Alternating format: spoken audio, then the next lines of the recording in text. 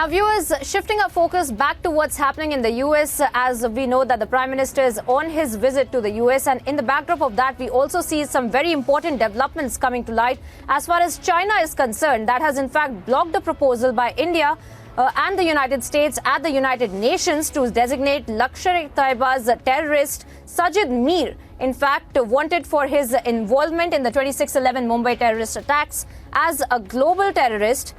And India has raised strong objection to China's blockade tactics as well. In fact, viewers, we're getting some very important voices on this. Let's listen in first, and then we'll get you some breaking updates.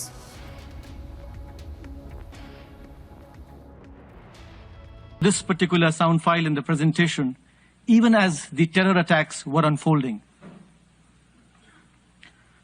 तो जो जहाँ पे आपको movement नजर आती है, बंदा जिस छत पे चल रहा है, कोई आ रहा है जा रहा है, उसको फायर ठोको। उसे नहीं पता यहाँ पे क्या हो रहा है। इंशाल्लाह। तो जो जहाँ पे आपको मूवमेंट नजर आती है, बंदा जिस छत पे चल रहा है, कोई आ रहा है जा रहा है, उसको फायर ठोको। उसे नहीं पता यहाँ पे क्या हो रहा है। इंशाल्लाह। This was Sajid Mir, a very dreaded terrorist who directed the terrorists from across the border in real time to hunt down foreigners in the Taj Hotel and kill them indiscriminately. He was listed as a proscribed terrorist under the national laws of India. He was proscribed under the laws of the United States, this host country, and of several other countries globally, many of whose nationals lost their lives.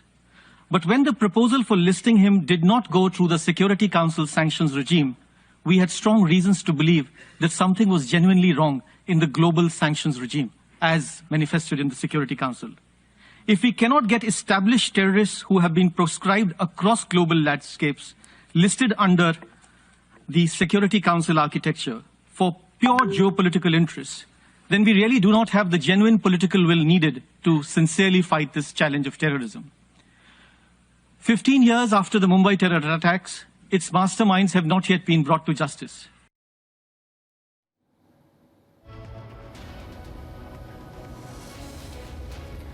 Well, there you have it, viewers. India taking a very strong stand when it comes to designating the 26/11 accused LET terrorist Sajid Mir as a global terrorist. But of course, China stands exposed as it blocks once again the proposal at the United Nations to designate Sajid Mir as a global terrorist. Once again, a rerun of the Hafiz Syed incidents as well on a global level.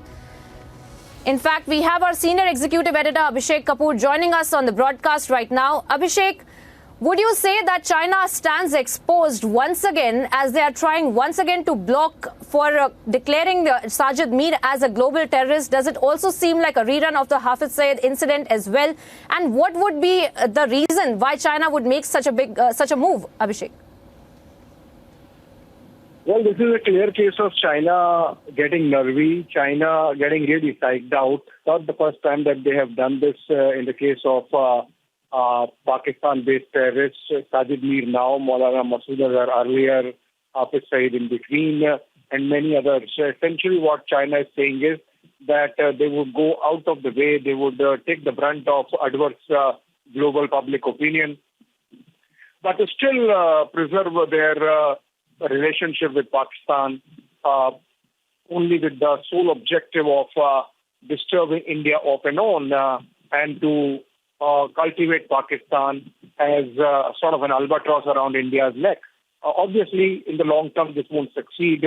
Remember, Sajid Mir was involved in 26/11 terror attack. He was the handler, and America happens to be a victim of 26/11. So in a way, he's a fugitive of law for the Americans as well, even if he continues to be in Pakistan. So China is taking a big risk. It's likely that they would pay a price, and a proportionate price in time to come. Nothing is a given. And if the Chinese believe that the world order is not going to change, they are taking perhaps an incalculable risk. But then so it is, as I mentioned, Priyanka, that this is not the first time in the case of Sajid Mir. Also, in fact, this is the second technical hold they have put in. They had done so with at least 5 times with Maulana Masood Azhar, lifting it up just ahead of Prime Minister Modi's Wuhan trip, I believe, and for the atmospherics, which actually means that for the Chinese, even the Pakistanis are absolutely dispensable. It's just that what really serves their purpose, their objective, which is going to change as increasingly we are seeing the Chinese economy growth plateauing. They would need more of the rest of the world than they need as of today.